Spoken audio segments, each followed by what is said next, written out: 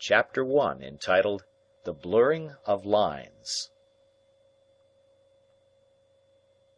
It is imperative that now at once, while these stupendous events are still clear in my mind, I should set them down with that exactness of detail which time may blur.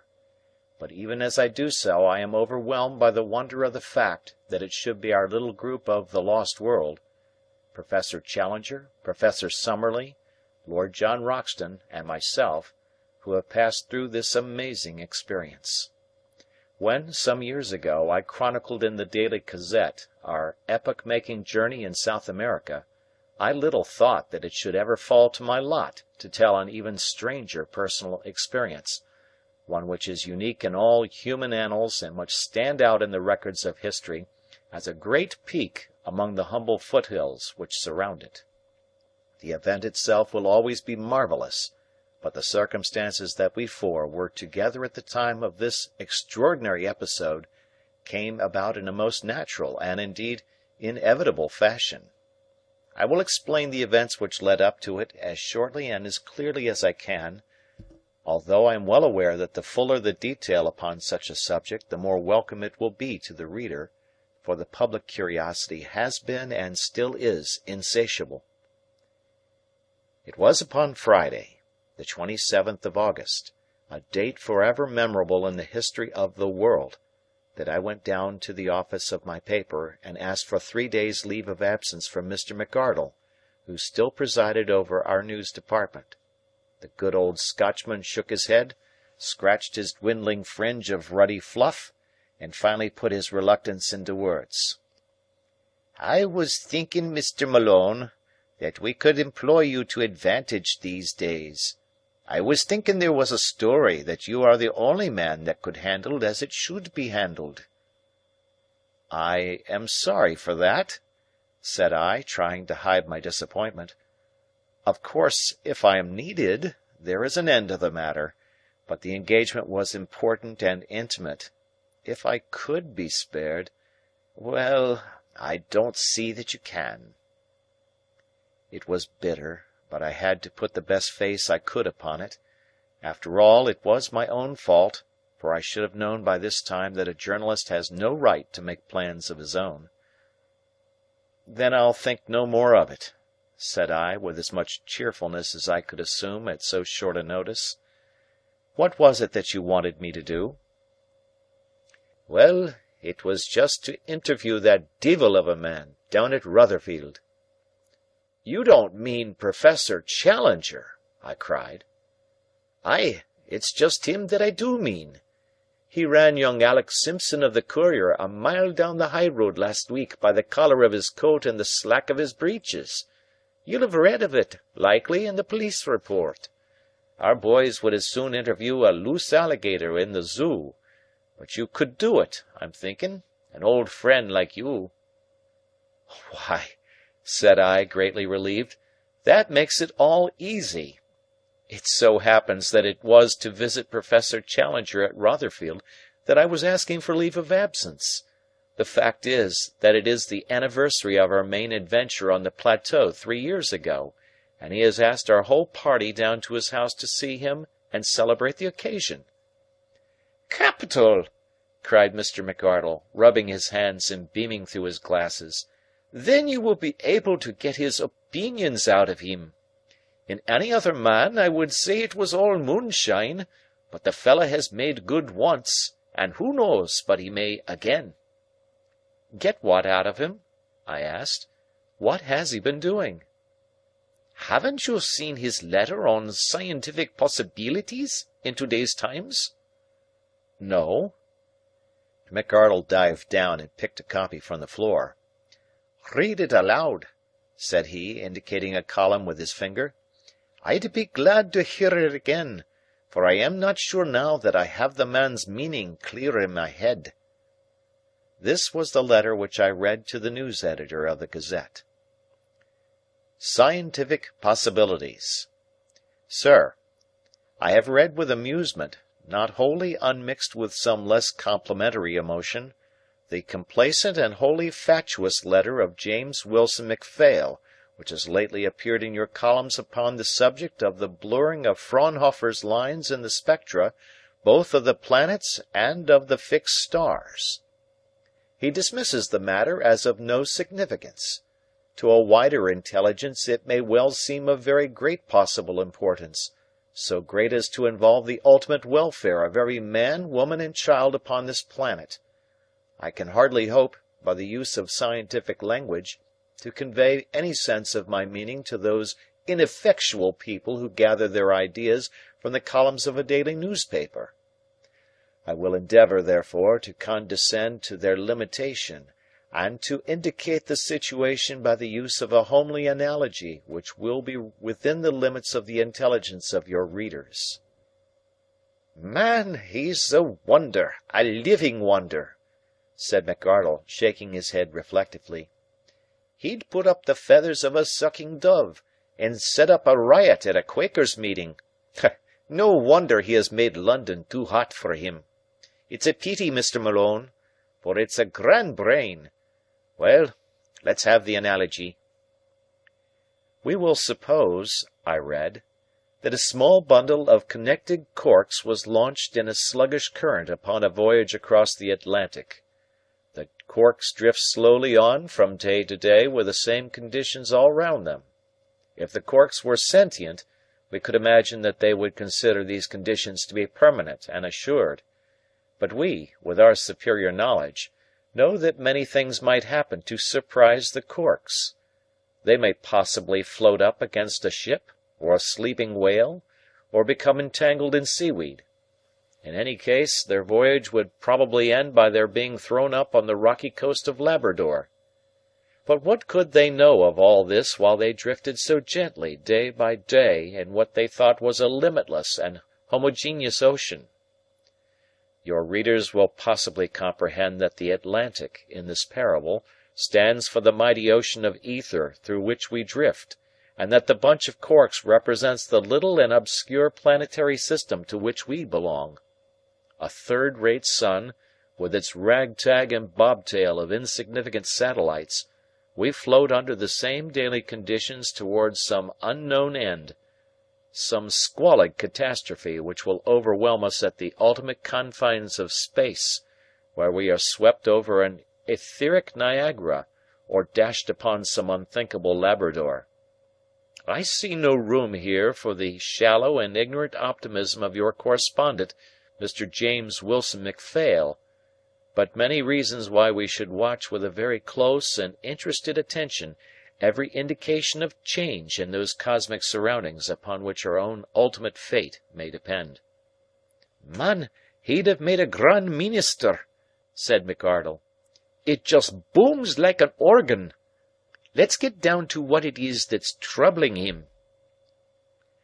"The general blurring and shifting of Fraunhofer's lines of the spectrum point, in my opinion, to a widespread cosmic change of a subtle and singular character. Light from a planet is the reflected light of the sun. Light from a star is a self-produced light. But the spectra both from planets and stars have, in this instance, all undergone the same change. Is it, then, a change in those planets and stars? To me such an idea is inconceivable. What common change could simultaneously come upon them all? Is it a change in our own atmosphere? It is possible, but in the highest degree improbable, since we see no signs of it around us, and chemical analysis has failed to reveal it. What, then, is the third possibility?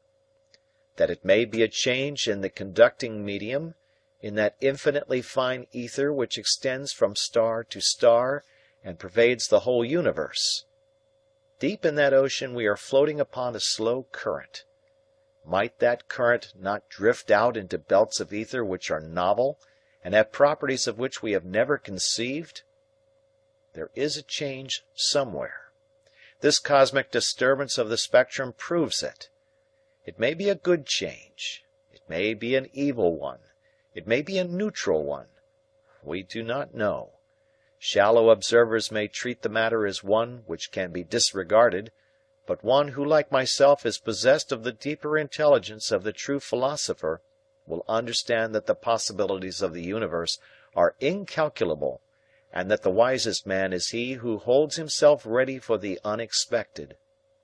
To take an obvious example, who would undertake to say that the mysterious and universal outbreak of illness, recorded in your columns this very morning as having broken out among the indigenous races of Sumatra, has no connection with some cosmic change to which they may respond more quickly than the more complex peoples of Europe? I throw out the idea for what it is worth. To assert it is, in the present stage, as unprofitable as to deny it, but it is an unimaginative numbskull who is too dense to perceive that is well within the bounds of scientific possibility. Yours faithfully, George Edward Challenger, The Briars, Rotherfield. "It's a fine, stimulating letter," said McArdle thoughtfully, fitting a cigarette into the long glass tube which he used as a holder.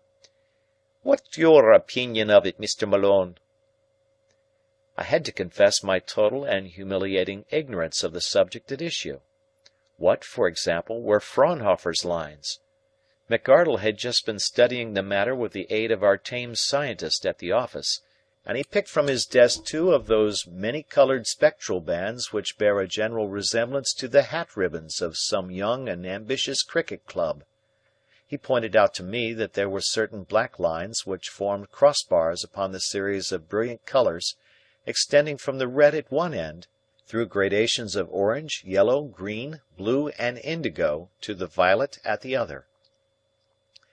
"Those dark bands are Fraunhofer's lines," said he.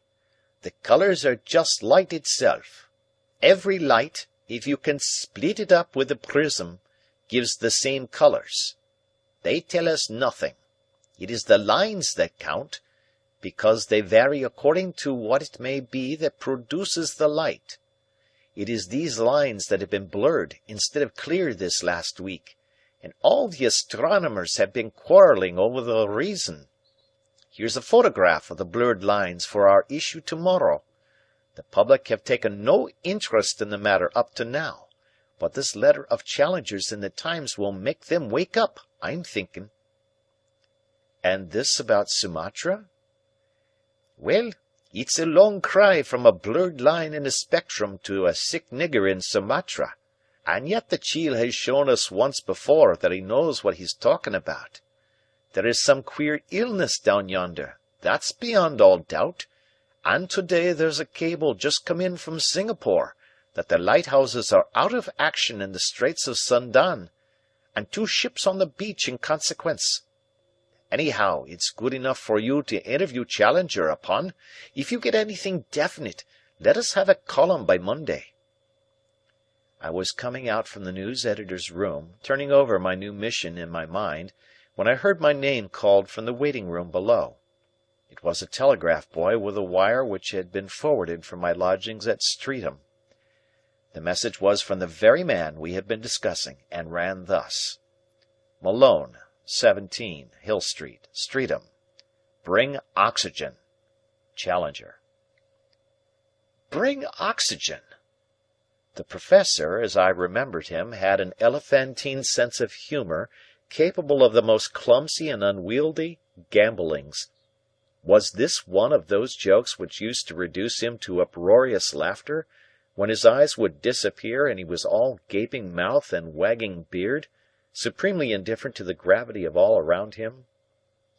I turned the words over, but could make nothing even remotely jocose out of them. Then surely it was a concise order, though a very strange one. He was the last man in the world whose deliberate command I should care to disobey. Possibly some chemical experiment was afoot. Possibly... well, it was no business of mine to speculate upon why he wanted it. I must get it.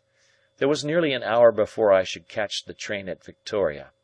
I took a taxi, and having ascertained the address from the telephone book, I made for the Oxygen Tube Supply Company in Oxford Street. As I alighted on the pavement at my destination, 2 youths emerged from the door of the establishment carrying an iron cylinder, which, with some trouble, they hoisted into a waiting motor-car. An elderly man was at their heels, scolding and directing in a creaky, sardonic voice. He turned towards me. There was no mistaking those austere features and that goateed beard. It was my old cross-grained companion, Professor Summerlee. "What!" he cried. "Don't tell me that you have had one of those preposterous telegrams for oxygen." I exhibited it. "Well, well, I have had one too, and as you see, very much against the grain, I have acted upon it. Our good friend is as impossible as ever. The need for oxygen could not have been so urgent that he must desert the usual means of supply and encroach upon the time of those who are really busier than himself. Why could he not order it direct?" I could only suggest that he probably wanted it at once. "Or thought he did, which is quite another matter. But it is superfluous now for you to purchase any, since I have this considerable supply. Still, for some reason, he seems to wish that I should bring oxygen too. It will be safer to do exactly what he tells me." Accordingly, in spite of many grumbles and remonstrances from Summerlee, I ordered an additional tube, which was placed with the other in his motor car, for he had offered me a lift to Victoria. I turned away to pay off my taxi, the driver of which was very cantankerous and abusive over his fare. As I came back to Professor Summerlee, he was having a furious altercation with the men who had carried down the oxygen, his little white goat's beard jerking with indignation. One of the fellows called him, I remember, a silly old bleached cockatoo, which so enraged his chauffeur that he bounded out of his seat to take the part of his insulted master, and it was all we could do to prevent a riot in the street. These little things may seem trivial to relate, and passed as mere incidents at the time. It is only now, as I look back, that I see their relation to the whole story which I have to unfold. The chauffeur must, as it seemed to me, have been a novice, or else have lost his nerve in this disturbance, for he drove vilely on the way to the station. Twice we nearly had collisions with other equally erratic vehicles, and I remember remarking to Summerlee that the standard of driving in London had very much declined. Once we brushed the very edge of a great crowd which was watching a fight at the corner of the Mall. The people, who were much excited, raised cries of anger at the clumsy driving, and one fellow sprang upon the step and waved a stick above our heads. I pushed him off, but we were glad when we had got clear of them and safe out of the park. These little events, coming one after the other, left me very jangled in my nerves, and I could see from my companion's petulant manner that his own patience had got to a low ebb. But our good humour was restored when we saw Lord John Roxton waiting for us upon the platform, his tall, thin figure clad in a yellow tweed shooting suit. His keen face, with those unforgettable eyes, so fierce and yet so humorous, flashed with pleasure at the sight of us. His ruddy hair was shot with grey, and the furrows upon his brow had been cut a little deeper by time's chisel, but in all else he was the Lord John who had been our good comrade in the past. "Hello, Herr Professor! Hello, young fella!" he shouted as he came toward us. He roared with amusement when he saw the oxygen cylinders upon the porter's trolley behind us. "So you've got them too!" he cried. "Mine is in the van. Whatever can the old dear be after?" "Have you seen his letter in the Times?" I asked. "What was it?" "Stuff and nonsense," said Summerlee harshly. "Well, it's at the bottom of this oxygen business, or I am mistaken," said I. "Stuff and nonsense!" cried Summerlee again with quite unnecessary violence. We had all got into a first-class smoker, and he had already lit the short and charred old briar pipe which seemed to singe the end of his long, aggressive nose. "Friend Challenger is a clever man," said he with great vehemence. "No one can deny it. It's a fool that denies it. Look at his hat. There's a 60-ounce brain inside it, a big engine, running smooth, and turning out clean work. Show me the engine-house, and I'll tell you the size of the engine. But he is a born charlatan. You've heard me tell him so to his face. A born charlatan, with a kind of dramatic trick of jumping into the limelight. Things are quiet, so friend Challenger sees a chance to set the public talking about him. You don't imagine that he seriously believes all this nonsense about a change in the ether and a danger to the human race? Was ever such a cock-and-bull story in this life? He sat like an old white raven, croaking and shaking with sardonic laughter. A wave of anger passed through me as I listened to Summerlee. It was disgraceful that he should speak thus of the leader who had been the source of all our fame and given us such an experience as no men have ever enjoyed. I had opened my mouth to utter some hot retort when Lord John got before me. "You had a scrap once before with old man Challenger," said he sternly, "and you were down and out inside 10 seconds. It seems to me, Professor Summerlee, that he's beyond your class, and the best you can do with him is to walk wide and leave him alone." "Besides," said I, "he has been a good friend to every one of us. Whatever his faults may be, he is as straight as a line, and I don't believe he ever speaks evil of his comrades behind their backs." "Well said, young fellow, my lad," said Lord John Roxton. Then, with a kindly smile, he slapped Professor Summerlee upon his shoulder. "Come, Herr Professor, we're not going to quarrel at this time of day. We've seen too much together. But keep off the grass when you get near Challenger, for this young fellow and I have a bit of a weakness for the old dear." But Summerlee was in no humour for compromise. His face was screwed up in rigid disapproval, and thick curls of angry smoke rolled up from his pipe. "As to you, Lord John Roxton," he creaked, "your opinion upon a matter of science is of as much value in my eyes as my views upon a new type of shotgun would be in yours. I have my own judgment, sir, and I use it in my own way. Because it has misled me once, is that any reason why I should accept without criticism anything, however far-fetched, which this man may care to put forward? Are we to have a pope of science, with infallible decrees laid down ex cathedra, and accepted without question by the poor, humble public? I tell you, sir, that I have a brain of my own, and that I should feel myself to be a snob and a slave if I did not use it. If it pleases you to believe this rigmarole about ether and Fraunhofer's lines upon the spectrum, do so by all means, but do not ask one who is older and wiser than yourself to share in your folly. Is it not evident that if the ether were affected to the degree which he maintains, and if it were obnoxious to human health, the result of it would already be apparent upon ourselves?" Here he laughed with uproarious triumph over his own argument. "Ha, ha, ha! Yes, sir! We should already be very far from our normal selves, and instead of sitting quietly discussing scientific problems in a railway train, we should be showing actual symptoms of the poison which was working within us. Where do we see any signs of this poisonous cosmic disturbance? Answer me that, sir. Answer me that. Come, come, no evasions. I pin you to an answer." I felt more and more angry. There was something very irritating and aggressive in Summerlee's demeanour. "I think that if you knew more about the facts, you might be less positive in your opinion," said I. Summerlee took his pipe from his mouth and fixed me with a stony stare. "Pray what do you mean, sir, by that somewhat impertinent observation?"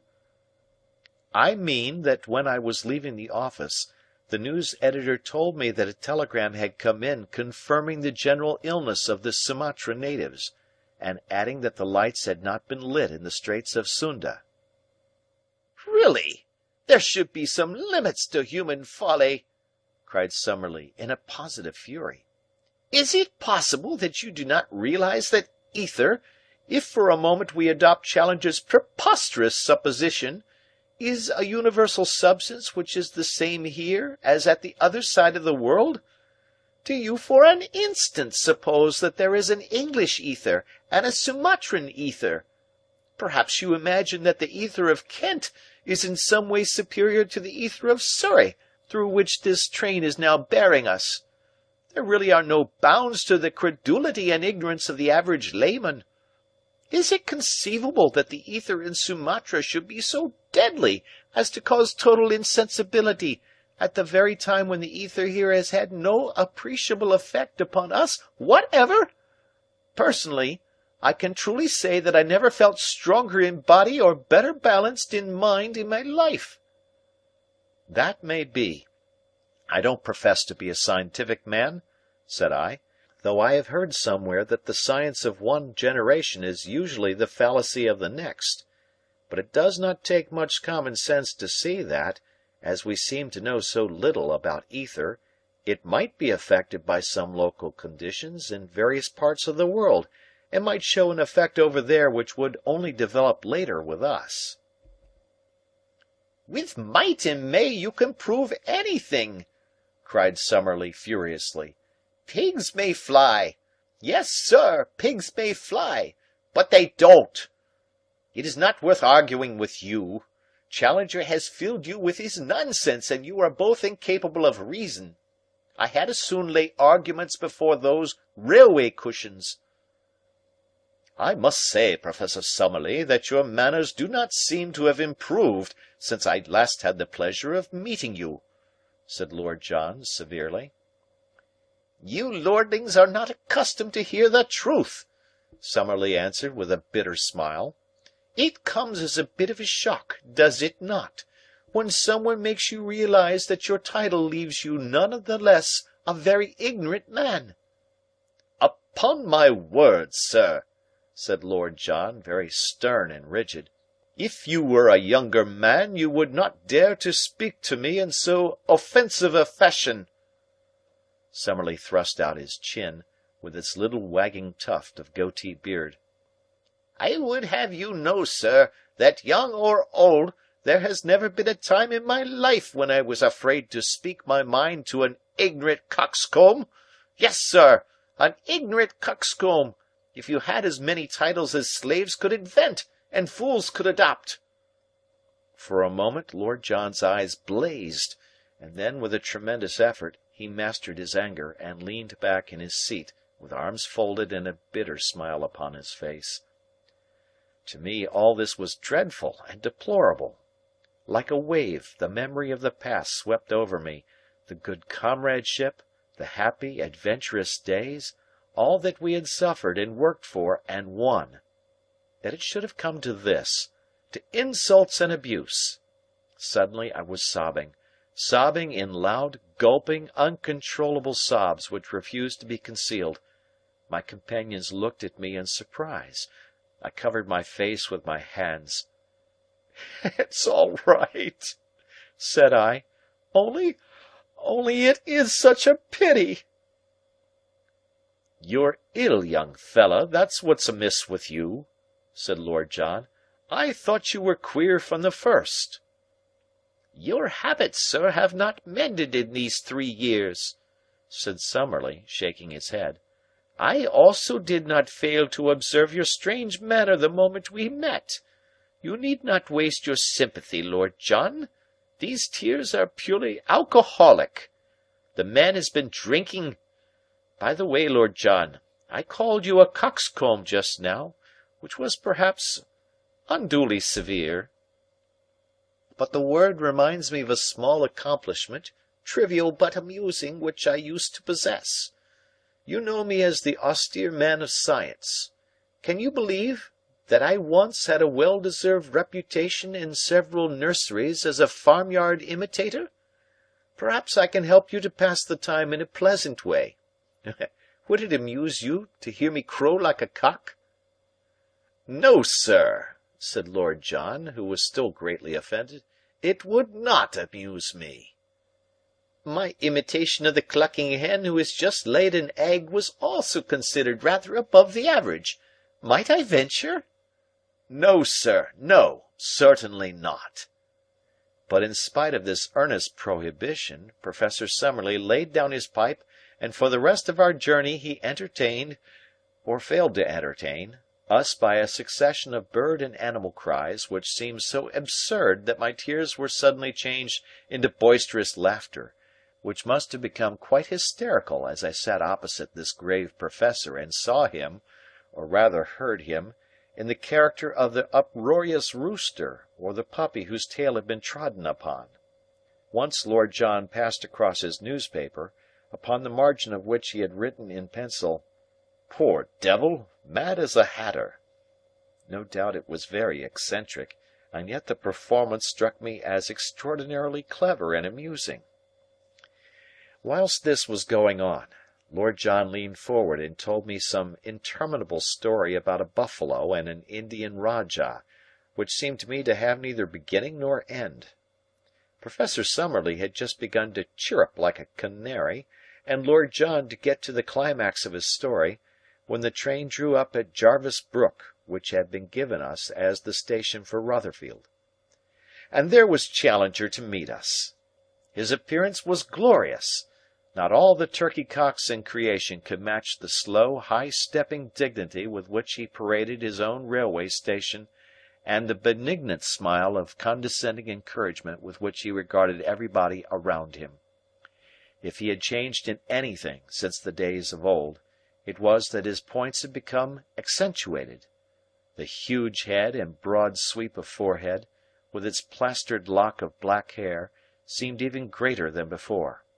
His black beard poured forward in a more impressive cascade, and his clear grey eyes, with their insolent and sardonic eyelids, were even more masterful than of yore. He gave me the amused handshake and encouraging smile which the headmaster bestows upon the small boy, and having greeted the others and helped to collect their bags and their cylinders of oxygen, he stowed us and them away in a large motor car, which was driven by the same impassive Austin, the man of few words, which I had seen in the character of butler upon the occasion of my first eventful visit to the professor. Our journey led us up a winding hill through beautiful country. I sat in front with the chauffeur, but behind me my three comrades seemed to me to be all talking together. Lord John was still struggling with his buffalo story, so far as I could make out, while once again I heard, as of old, the deep rumble of Challenger and the insistent accents of Summerlee as their brains locked in high and fierce scientific debate. Suddenly Austin slanted his mahogany face toward me without taking his eyes from his steering wheel. "I'm under notice," said he. "Dear me," said I. Everything seemed strange today. Everyone said queer, unexpected things. It was like a dream. "It's 47 times," said Austin reflectively. "When do you go?" I asked, for want of some better observation. "I don't go," said Austin. The conversation seemed to have ended there, but presently he came back to it. "If I was to go, who would look after him?" He jerked his head toward his master. "Who would he get to serve him?" "Someone else?" I suggested lamely. "Not he. No one would stay a week. If I was to go, that house would run down like a watch with the mainspring out. I'm telling you because you're his friend, and you ought to know. If I was to take him at his word, but there, I wouldn't have the art. He and the missus would be like two babes left out in a bundle. I'm just everything, and then he goes and gives me notice." "Why would no one stay?" I asked. "Well, they wouldn't make allowances, same as I do.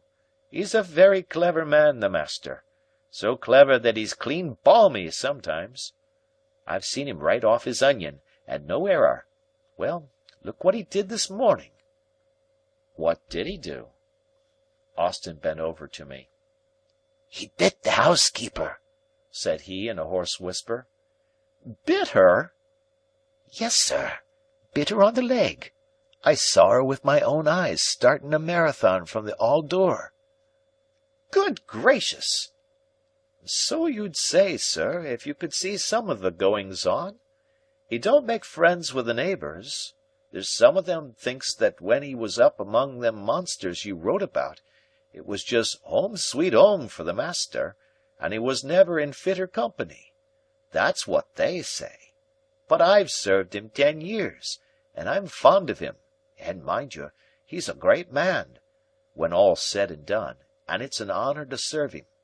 But he does try one cruel at times. Now look at that, sir. That ain't what you might call old-fashioned hospitality, is it now? Just you read it for yourself." The car, on its lowest speed, had ground its way up a steep, curving ascent. At the corner a notice-board peered over a well-clipped hedge. As Austin said, it was not difficult to read, for the words were few and arresting. "Warning. Visitors, pressmen, and mendicants are not encouraged. G.E. Challenger." "No, it's not what you might call hearty," said Austin, shaking his head and glancing up at the deplorable placard. "It wouldn't look well in a Christmas card. I beg your pardon, sir, for I haven't spoke as much as this for many a long year, but to-day my feelings seem to have got the better of me. He can sack me till he's blue in the face, but I ain't going, that's flat. I'm his man and he's my master, and so it will be, I expect, to the end of the chapter." We had passed between the white posts of a gate and up a curving drive, lined with rhododendron bushes. Beyond stood a low brick house, picked out with white woodwork, very comfortable and pretty. Mrs. Challenger, a small, dainty, smiling figure, stood in the open doorway to welcome us. "Well, my dear," said Challenger, bustling out of the car, "here are our visitors. It is something new for us to have visitors, is it not? No love lost between us and our neighbours, is there? If they could get rat poison into our baker's cart, I expect it would be there."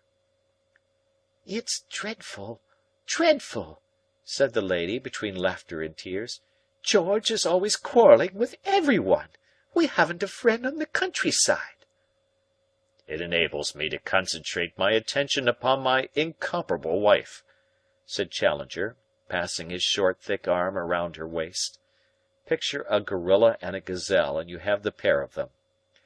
"Come, come, these gentlemen are tired from the journey, and luncheon should be ready. Has Sarah returned?"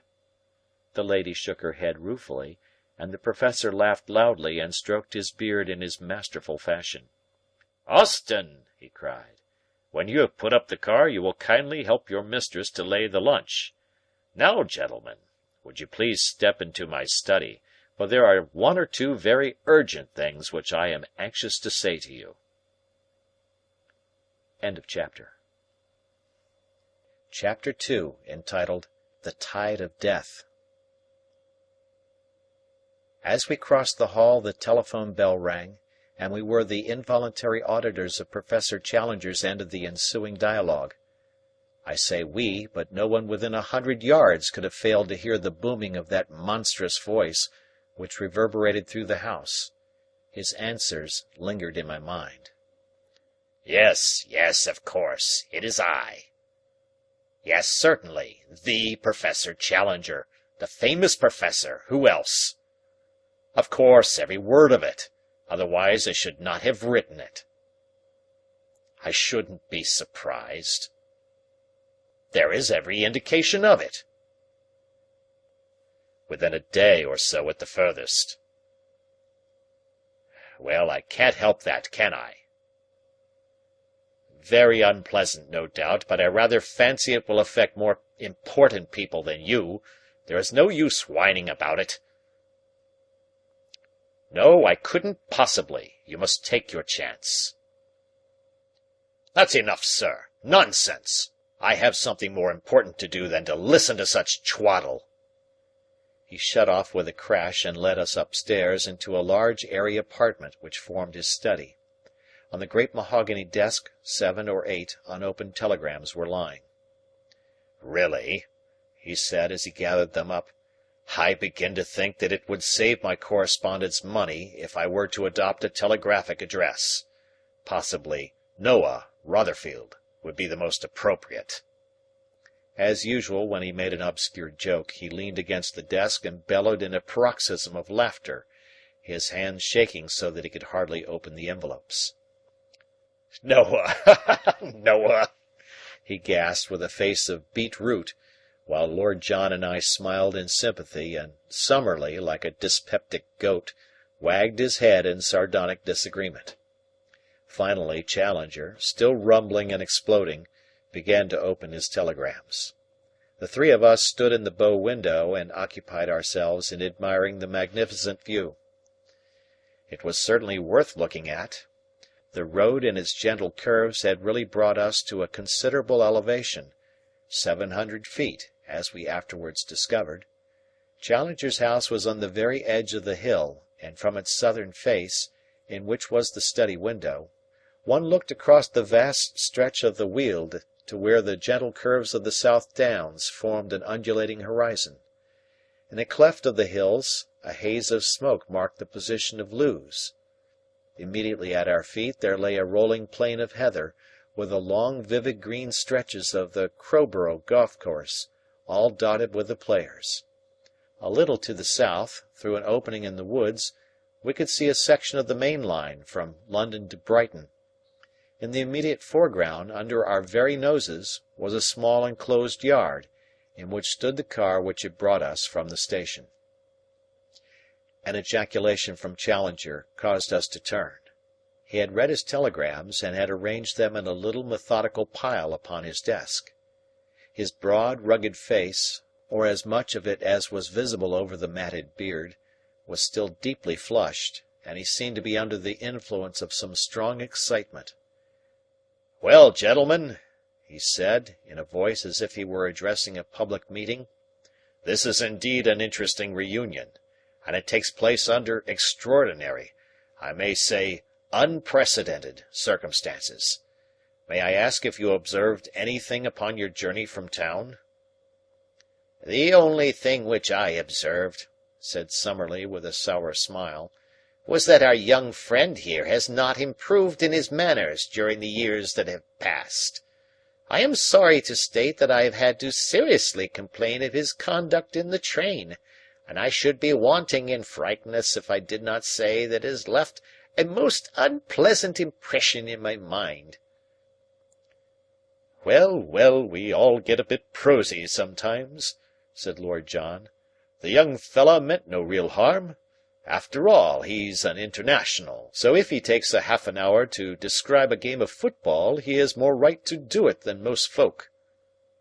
"Half an hour to describe a game!" I cried indignantly. "Why, it was you that took half an hour with some long-winded story about a buffalo. Professor Summerlee will be my witness."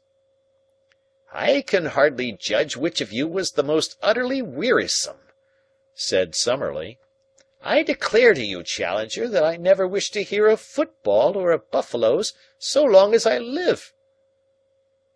"I have never said one word today about football," I protested. Lord John gave a shrill whistle, and Summerlee shook his head sadly. "So early in the day, too," said he.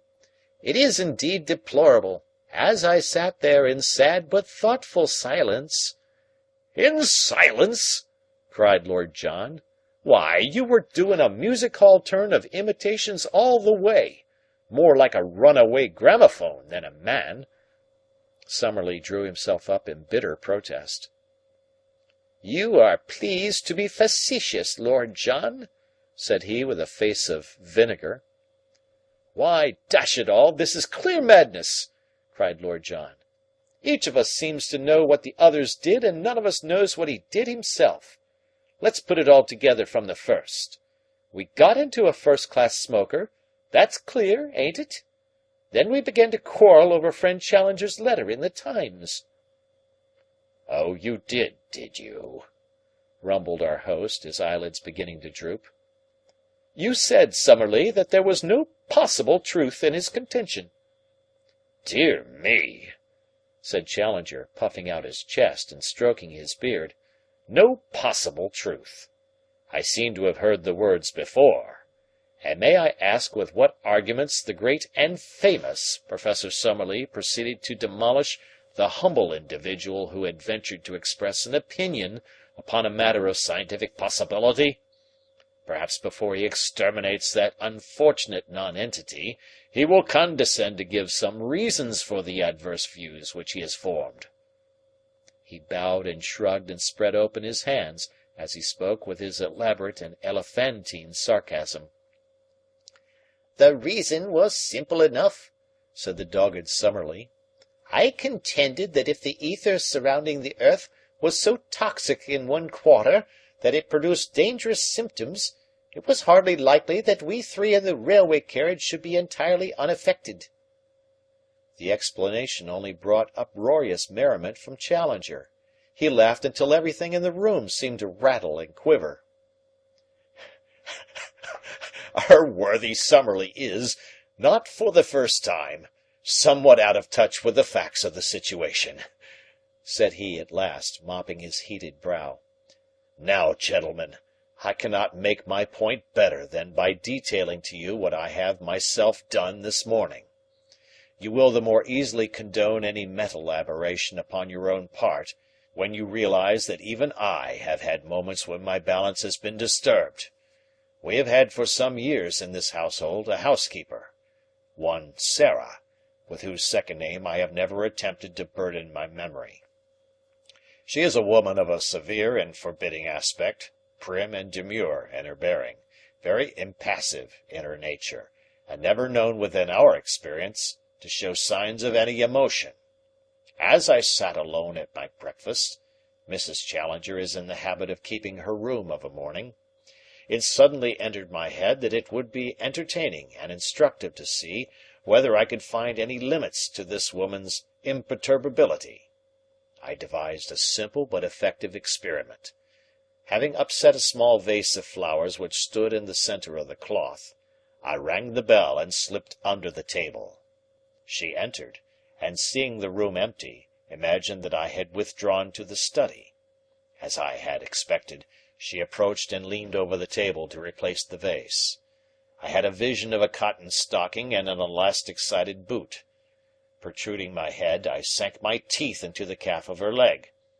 The experiment was successful beyond belief.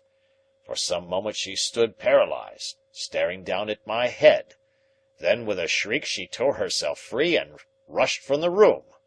I pursued her with some thoughts of an explanation, but she flew down the drive, and some minutes afterwards I was able to pick her out with my field glasses, travelling very rapidly in a southwesterly direction.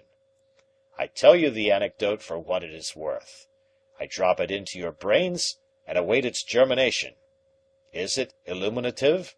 Has it conveyed anything to your minds? What do you think of it, Lord John? Lord John shook his head gravely. "You'll be getting into serious trouble some of these days if you don't put a brake on," said he. "Perhaps you have some observation to make, Summerlee?" "You should drop all work instantly, Challenger, and take 3 months in a German watering place," said he. "Profound, profound!" cried Challenger. "Now, my young friend, is it possible that wisdom may come from you where your seniors have so signally failed?" And it did. I say it with all modesty, but it did. Of course, it all seems obvious enough to you who know what occurred, but it was not so very clear when everything was new. But it came upon me suddenly with the full force of absolute conviction. "Poison!" I cried. Then, even as I said the word, my mind flashed back over the whole morning's experiences, past Lord John with his buffalo, past my own hysterical tears, past the outrageous conduct of Professor Summerlee, to the queer happenings in London, the row in the park, the driving of the chauffeur, the quarrel at the oxygen warehouse. Everything fitted suddenly into its place. "Of course!" I cried again. "It is poison. We are all poisoned." "Exactly," said Challenger, rubbing his hands. "We are all poisoned. Our planet has swum into the poison belt of ether, and is now flying deeper into it at the rate of some millions of miles a minute. Our young friend has expressed the cause of all our troubles and perplexities in a single word: poison." We looked at each other in amazed silence. No comment seemed to meet the situation. "There is a mental inhibition by which such symptoms can be checked and controlled," said Challenger. "I cannot expect to find it developed in all of you to the same point which it has reached in me, for I suppose that the strength of our different mental processes bears some proportion to each other. But no doubt it is appreciable even in our young friend here. After the little outburst of high spirits which so alarmed my domestic, I sat down and reasoned with myself. I put it to myself that I had never before felt impelled to bite any of my household. The impulse had then been an abnormal one. In an instant I perceived the truth. My pulse upon examination was 10 beats above the usual, and my reflexes were increased. I called upon my higher and saner self, the real GEC, seated serene and impregnable behind all mere molecular disturbance. I summoned him, I say, to watch the foolish mental tricks which the poison would play. I found that I was indeed the master. I could recognize and control a disordered mind. It was a remarkable exhibition of the victory of mind over matter, for it was a victory over that particular form of matter which is most intimately connected with mind. I might almost say that mind was at fault, and that personality controlled it. Thus, when my wife came downstairs and I was impelled to slip behind the door and alarm her by some wild cry as she entered, I was able to stifle the impulse and to greet her with dignity and restraint. An overpowering desire to quack like a duck was met and mastered in the same fashion. Later, when I descended to order the car and found Austin bending over it absorbed in repairs, I controlled my open hand even after I had lifted it, and refrained from giving him an experience which would possibly have caused him to follow in the steps of the housekeeper. On the contrary, I touched him on the shoulder and ordered the car to be at the door in time to meet your train. At the present instant I am most forcibly tempted to take Professor Summerlee by that silly old beard of his and to shake his head violently backwards and forwards. And yet, as you see, I am perfectly restrained. Let me commend my example to you." "I'll look out for that buffalo," said Lord John. "And I for the football match." "It may be that you are right, Challenger," said Summerlee in a chastened voice. "I am willing to admit that my turn of mind is critical rather than constructive, and that I am not a ready convert to any new theory, especially when it happens to be so unusual and fantastic as this one. However, as I cast my mind back over the events of the morning, and as I reconsider the fatuous conduct of my companions, I find it easy to believe that some poison of an exciting kind was responsible for their symptoms." Challenger slapped his colleague good-humouredly upon the shoulder. "We progress," said he. "Decidedly we progress." "And pray, sir," asked Summerlee humbly, "what is your opinion as to the present outlook?" "With your permission I will say a few words upon that subject." He seated himself upon his desk, his short, stumpy legs swinging in front of him. "We are assisting at a tremendous and awful function. It is, in my opinion, the end of the world." The end of the world! Our eyes turned to the great bow window, and we looked out at the summer beauty of the countryside, the long slopes of heather, the great country houses, the cosy farms, the pleasure seekers upon the links. The end of the world! One had often heard the words, but the idea that they could ever have an immediate practical significance, that it should not be at some vague date, but now, today, that was a tremendous, a staggering thought. We were all struck solemn and waited in silence for Challenger to continue. His overpowering presence and appearance lent such force to the solemnity of his words that for a moment all the crudities and absurdities of the man vanished, and he loomed before us as something majestic and beyond the range of ordinary humanity. Then, to me at least, there came back the cheering recollection of how twice since we had entered the room he had roared with laughter. Surely, I thought, there are limits to mental detachment. The crisis cannot be so great or so pressing after all. "You will conceive a bunch of grapes," said he, "which are covered by some infinitesimal but noxious bacillus. The gardener passes it through a disinfecting medium. It may be that he desires his grapes to be cleaner. It may be that he needs space to breed some fresh bacillus less noxious than the last. He dips it into the poison and they are gone. Our gardener is, in my opinion, about to dip the solar system, and the human bacillus, the little mortal vibrio which twisted and wriggled upon the outer rind of the earth, will in an instant be sterilized out of existence." Again there was silence. It was broken by the high trill of the telephone bell. "There is one of our bacilli squeaking for help," said he with a grim smile. "They are beginning to realize that their continued existence is not really one of the necessities of the universe." He was gone from the room for a minute or two. I remember that none of us spoke in his absence. The situation seemed beyond all words or comments. "The medical officer of health for Brighton," said he when he returned. "The symptoms are for some reason developing more rapidly upon the sea level. Our 700 feet of elevation give us an advantage. Folks seem to have learned that I am the first authority upon the question. No doubt it comes from my letter in the Times. That was the mayor of a provincial town with whom I talked when we first arrived. You may have heard me upon the telephone. He seemed to put an entirely inflated value upon his own life. I helped him to readjust his ideas." Summerlee had risen and was standing by the window. His thin, bony hands were trembling with his emotion. "Challenger," said he earnestly, "this thing is too serious for mere futile argument.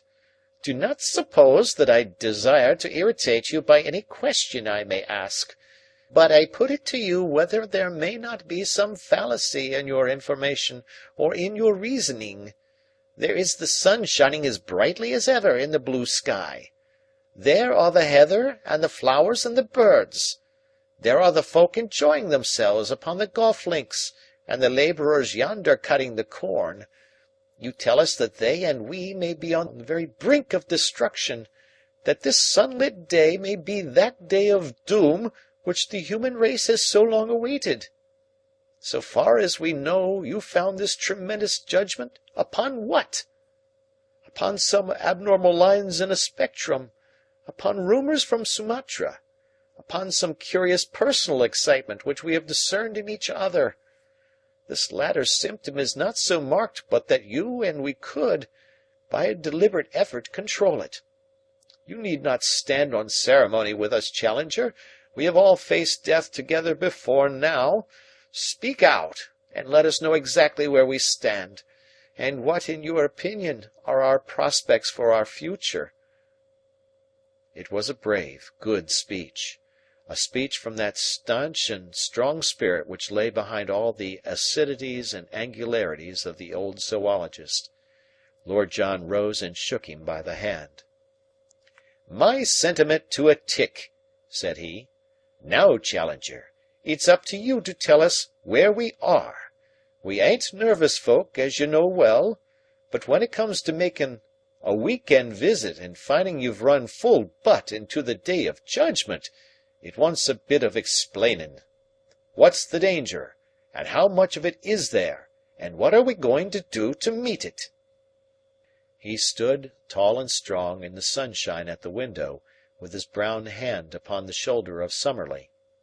I was lying back in an armchair, an extinguished cigarette between my lips, in that sort of half-dazed state in which impressions become exceedingly distinct.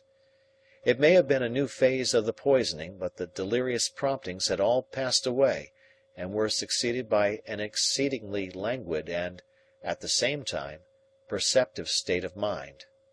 I was a spectator.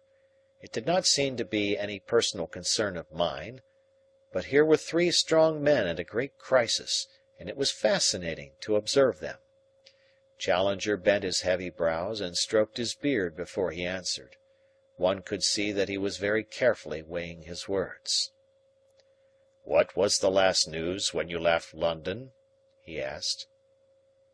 "I was at the Gazette office about 10, said I.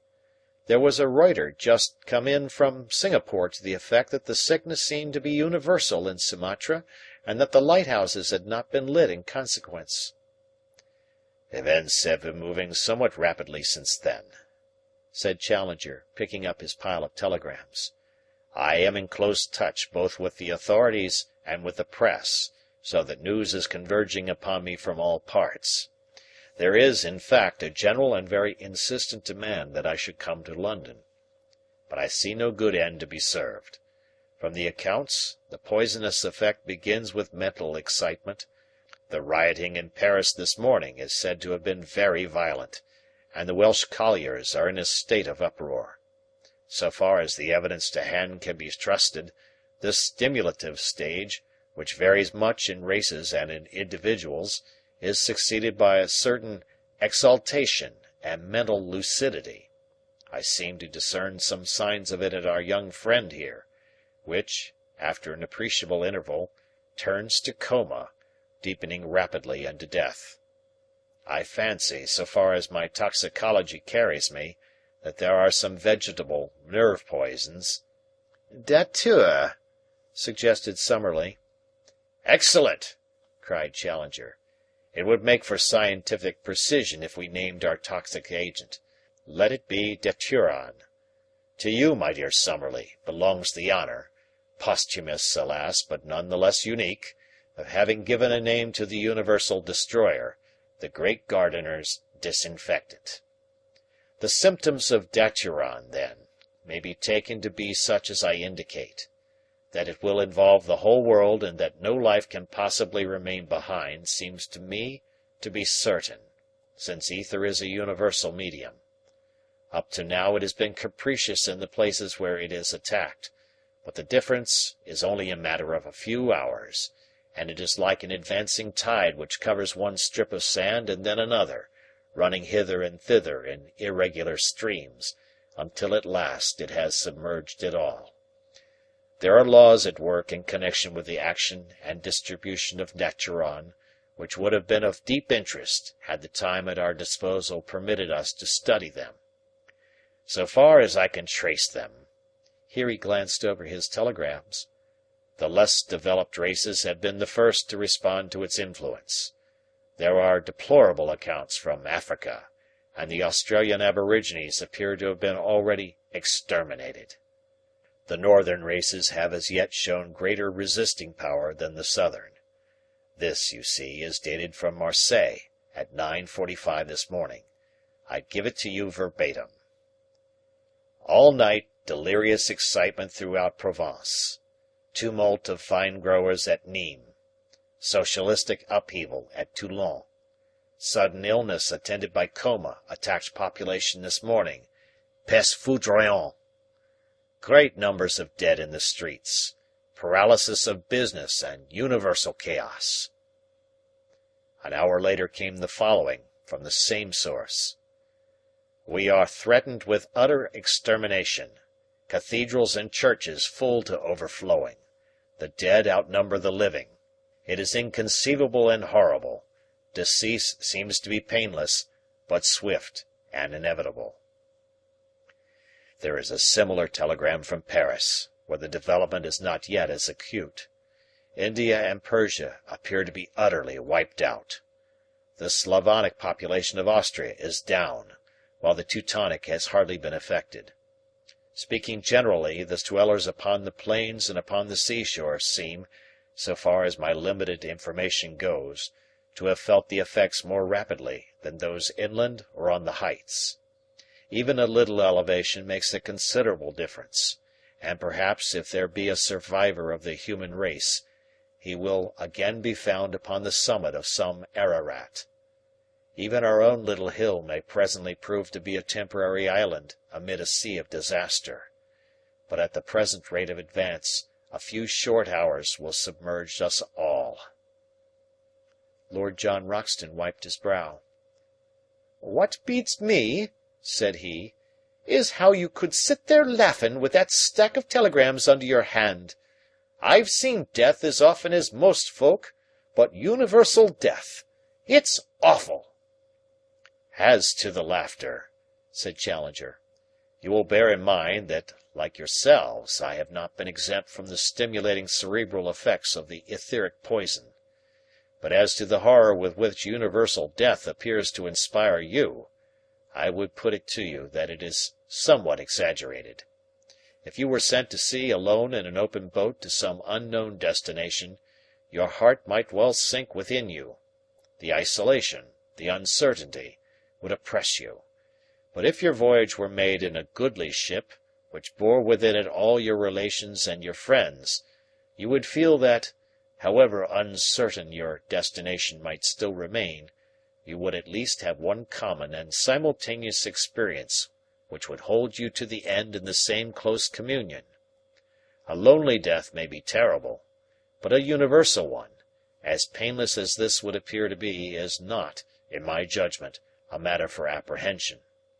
Indeed, I could sympathize with the person who took the view that the horror lay in the idea of surviving when all that is learned, famous, and exalted had passed away." "What, then, do you propose to do?" asked Summerlee, who had for once nodded his assent to the reasoning of his brother scientist. "To take our lunch," said Challenger, as the boom of a gong sounded through the house. "We have a cook whose omelettes are only excellent by her cutlets. We can but trust that no cosmic disturbance has dulled her excellent abilities. My Schwarzburger of '96 must also be rescued, so far as our earnest and united efforts can do it, from what would be a deplorable waste of a great vintage."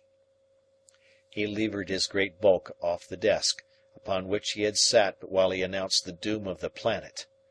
"Come," said he, "if there is little time left, there is the more need that we should spend it in sober and reasonable enjoyment."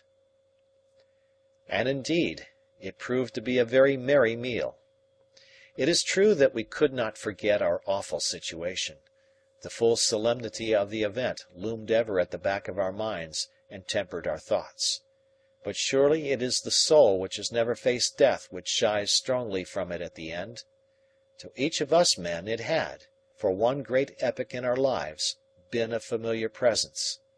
As to the lady, she leaned upon the strong guidance of her mighty husband, and was well content to go whither his path might lead. The future was our fate. The present was our own. We passed it in goodly comradeship and gentle merriment. Our minds were, as I have said, singularly lucid. Even I struck sparks at times. As to Challenger, he was wonderful. Never have I so realized the elemental greatness of the man, the sweep and power of his understanding. Summerlee drew him on with his chorus of sub-acid criticism, while Lord John and I laughed at the contest, and the lady, her hand upon his sleeve, controlled the bellowings of the philosopher. Life, death, fate, the destiny of man, these were the stupendous subjects of that memorable hour, made vital by the fact that as the meal progressed, strange, sudden exaltations in my mind and tinglings in my limbs proclaimed that the invisible tide of death was slowly and gently rising around us.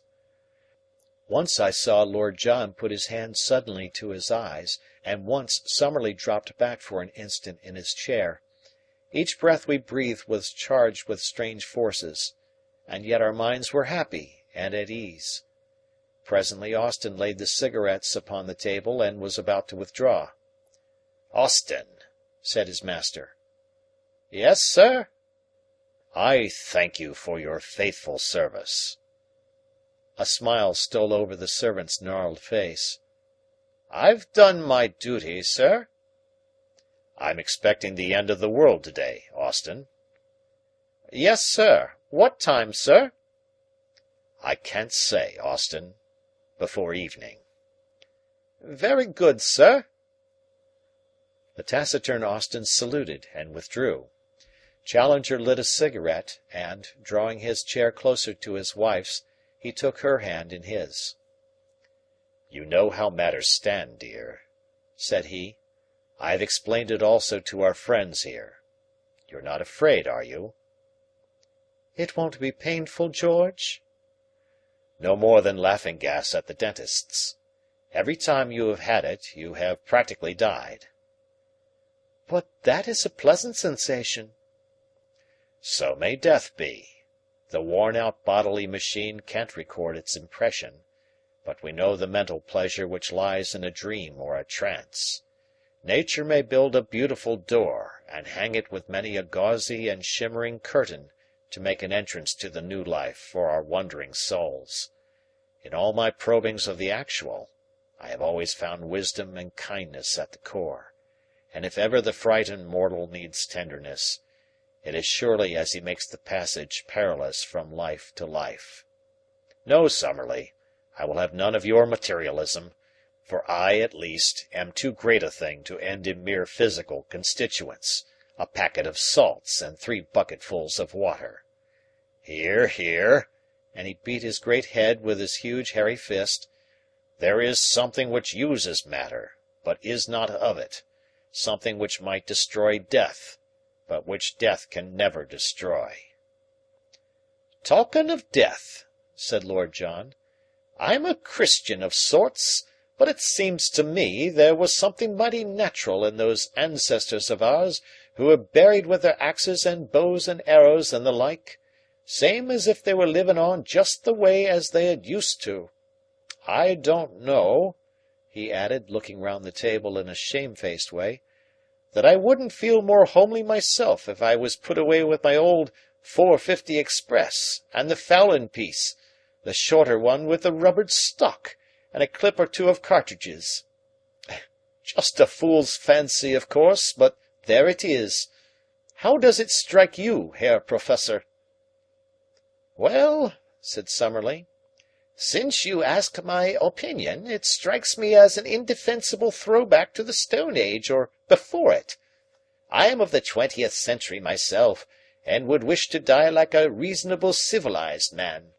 I don't know that I am more afraid of death than the rest of you, for I am an oldish man, and come what may, I can't have very much longer to live. But it is all against my nature to sit waiting without a struggle, like a sheep for the butcher. It is quite certain, Challenger, that there is nothing we can do?" "To save us, nothing," said Challenger. "To prolong our lives a few hours and thus to see the evolution of this mighty tragedy before we are actually involved in it, that may prove to be within my powers. I have taken certain steps—" "The oxygen?" "Exactly, the oxygen." "But what can oxygen effect in the face of a poisoning of the ether? There is not a greater difference in quality between a brickbat and a gas than there is between oxygen and ether. They are different planes of matter. They cannot impinge upon one another. Come, Challenger, you could not defend such a proposition." "My good Summerlee, this etheric poison is most certainly influenced by material agents. We see it in the methods and distribution of the outbreak. We should not a priori have expected it, but it is undoubtedly a fact. Hence I am strongly of opinion that a gas like oxygen, which increases the vitality and the resisting power of the body, would be extremely likely to delay the action of what you have so happily named the daturon. It may be that I am mistaken, but I have every confidence in the correctness of my reasoning." "Well," said Lord John, "if we've got to sit sucking at those tubes like so many babies with their bottles, I'm not taking any." "There will be no need for that," Challenger answered.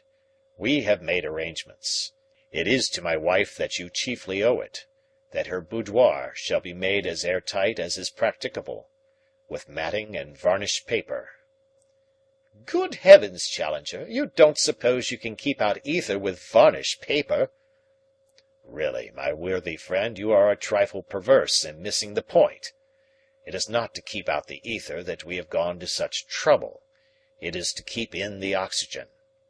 I trust that if we can ensure an atmosphere hyperoxygenated to a certain point, we may be able to retain our senses. I had 2 tubes of the gas, and you have brought me 3 more. It is not much, but it is something. How long would they last? I have not an idea. We will not turn them on until our symptoms become unbearable. Then we shall dole the gas out as it is urgently needed. It may give us some hours, possibly even some days, on which we may look out upon a blasted world. Our own fate is delayed to that extent, and we will have the very singular experience, we 5, of being in all probability the absolute rearguard of the human race upon its march into the unknown. Perhaps you will be kind enough now to give me a hand with the cylinders. It seems to me that the atmosphere already grows somewhat more oppressive. End of chapter.